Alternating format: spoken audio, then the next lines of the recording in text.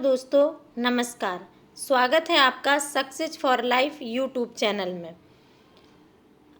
आज हम आपसे जो कल 5 अगस्त को हिंदी लिटरेचर ऑप्शनल से संबंधित प्रश्न पूछे गए, जिसका ऑप्शनल हिंदी था, उस कैंडिडेट से पूछे गए प्रश्नों की सीरीज़ लेकर आपके समक्ष हूँ और आपसे ये डिस्कस करूँगी कि किस तरह के प्रश्न पूछे गए और कैसे आंसर होने चाहिए थे।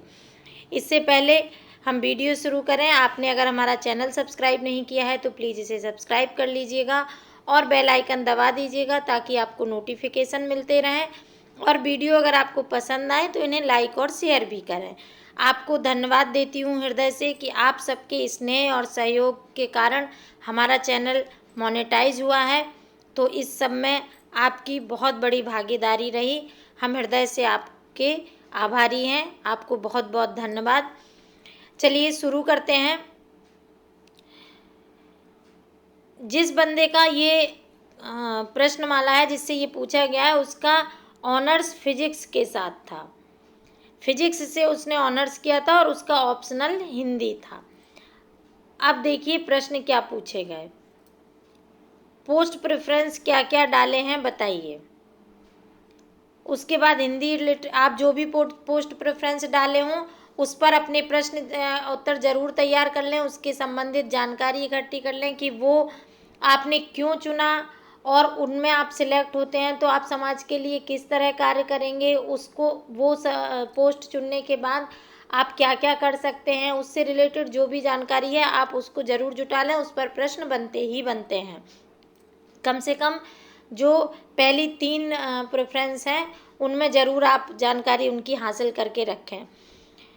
और अगर आप कोई जॉब में रहे हैं तो अपने जिस जॉब में आप हैं प्रेजेंट में, या जो जॉब आपने छोड़ी है जैसे भी है, उसकी भी जानकारी पूरी चाहिए। ग्रेजुएशन के सब्जेक्ट के बारे में और ऑप्शनल सब्जेक्ट के बारे में, हॉबी के बारे में, प्लस करंट के मुद्दे जो डिबेटेड मुद्दे हैं उन पर ज़रूर पक्ष और विपक्ष दोनों में तर्क तैयार रखें।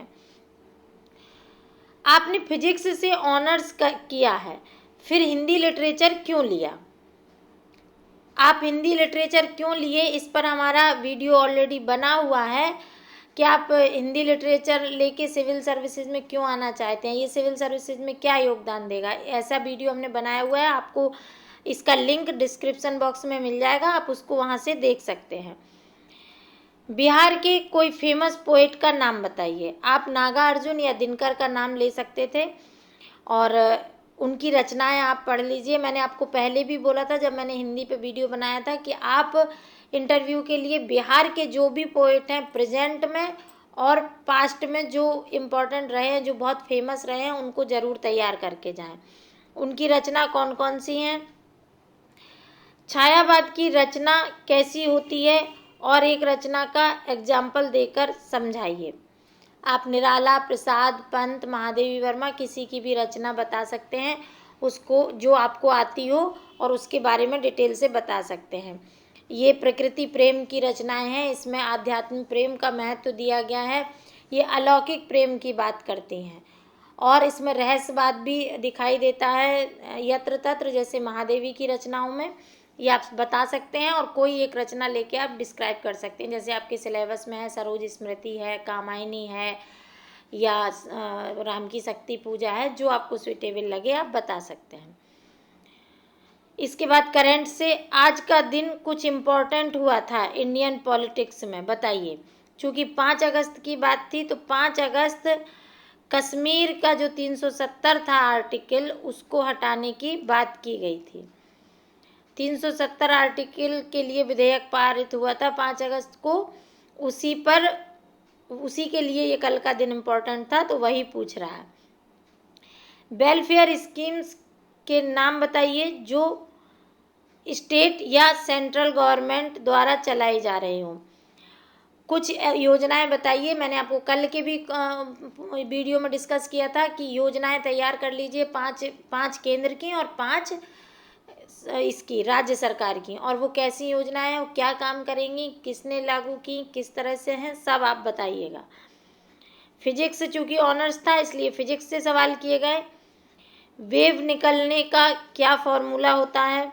वेव के कितने टाइप्स होते हैं, और क्रॉस क्वेश्चन भी किए आंसर देने के बाद।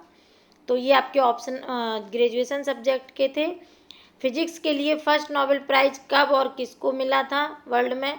आप हिंदी ऑप्शनल है तो हिंदी के भी नोबेल प्राइज इस बार के, और पहला नोबेल और भारतीय को जो नोबेल मिला है वो तैयार कर लें। इंडिया में फिजिक्स में किसको नोबेल प्राइज मिला है। इंडिया में लेटेस्ट में किसको नोबेल प्राइज मिला है बताइए। उसकी हॉबी योगा थी, तो योगा से प्रश्न किए गए। सारे आसन करते हैं तो बॉडी में तनाव होता है, तो कुछ ऐसे भी आसन हैं जिनको करने से बॉडी रिलैक्स होती है, नाम बताइए। प्राणायाम के कितने टाइप्स होते हैं। अष्टांग योगा क्या है। योगा चित्तवृत्ति निरोध किस बुक से लिया गया लाइन है।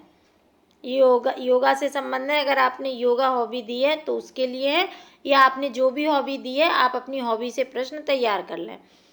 योगा कर्मांशु कुशलम लाइन किस बुक से लिया गया है। देख लीजिए योगा में भी किस तरह से प्रश्न पूछ दिए गए।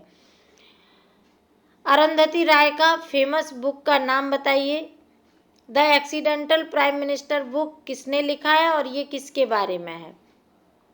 ये अभी फिल्म आई थी मनमोहन सिंह के बारे में, तो उनकी है, और इनके राइटर को आपको याद कर लेना है। इस तरह की जो भी फेमस बुक हैं या कुछ है उनको आप तैयार कर लीजिए करंट के लिए।